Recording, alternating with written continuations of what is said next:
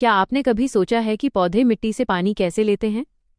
यही प्रक्रिया कहलाती है वाटर एब्जॉर्प्शन, अर्थात पौधों की जड़ों द्वारा मिट्टी से जल का अवशोषण।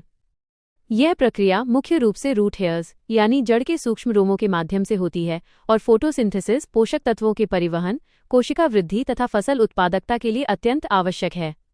वाटर एब्जॉर्प्शन मुख्य रूप से दो प्रकार का होता है। पहला है पैसिव एब्जॉर्प्शन, जो सबसे अधिक होता है। इसमें पत्तियों से होने वाले ट्रांसपिरेशन पुल के कारण बिना किसी ऊर्जा के लगभग 95 से 98% पानी जड़ों द्वारा अवशोषित हो जाता है। दूसरा है एक्टिव एब्जॉर्प्शन, जिसमें जड़ की कोशिकाएं एटीपी ऊर्जा का उपयोग करके पानी को अवशोषित करती हैं।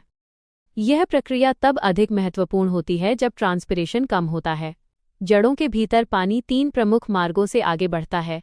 पहला एपोप्लास्ट पाथवे, जिसमें पानी कोशिका भित्तियों के माध्यम से तेजी से चलता है लेकिन कैस्पेरियन स्ट्रिप पर रुक जाता है।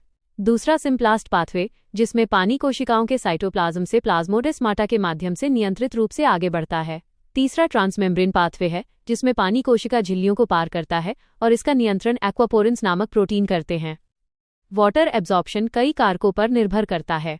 मिट्टी से जुड़े कारकों में मृदा नमी, मृदा बनावट, वायु संचार, तापमान, लवणता और मृदा संघनन शामिल हैं। पौधों से जुड़े कारकों में रूट हेयर्स का विकास, जड़ों का सतही क्षेत्रफल, ट्रांसपिरेशन दर, पौधे की आयु और जड़ों का स्वास्थ्य महत्वपूर्ण है। वहीं वर्षा, आर्द्रता, हवा, तापमान और प्रकाश की तीव्रता जैसे पर्यावरणीय कारक भी जल अवशोषण को प्रभावित करते हैं।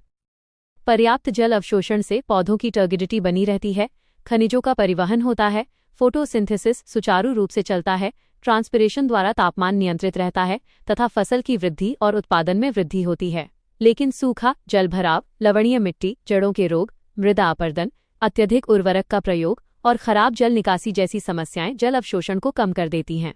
इन चुनौतियों से निपटने के लिए सरकार ने कई महत्वपूर्ण योजनाएं शुरू की हैं, जैसे प्रधानमंत्री कृषि सिंचाई योजना, जिसका उद्देश्य है पर ड्रॉप मोर क्रॉप, अटल भूजल योजना, जल शक्ति अभियान, mission Amrit Sarovar, soil health card योजना, पर ड्रॉप मोर क्रॉप कार्यक्रम तथा national mission for sustainable agriculture. ये योजनाएं जल संरक्षण, सूक्ष्म सिंचाई और जल उपयोग दक्षता को बढ़ावा देती हैं।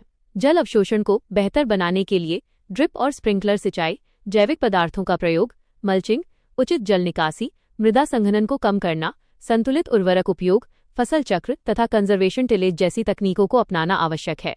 निष्कर्ष के रूप में प्रभावी वाटर एब्जॉर्प्शन स्वस्थ पौधों, अधिक कृषि उत्पादकता और सस्टेनेबल एग्रीकल्चर की आधारशिला है।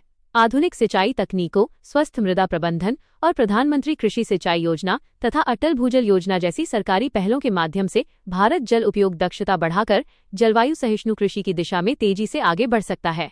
धन्यवाद।